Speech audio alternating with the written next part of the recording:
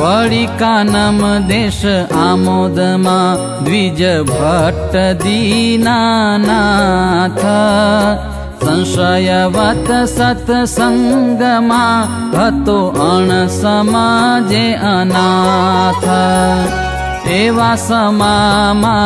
आवियो विमुख अतिमति मंदा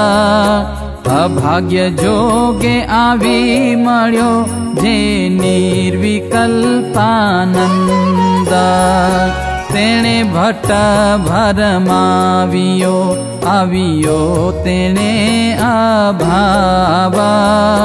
पूरण संशय पाडियो ते विमुखे भजव्यो भाव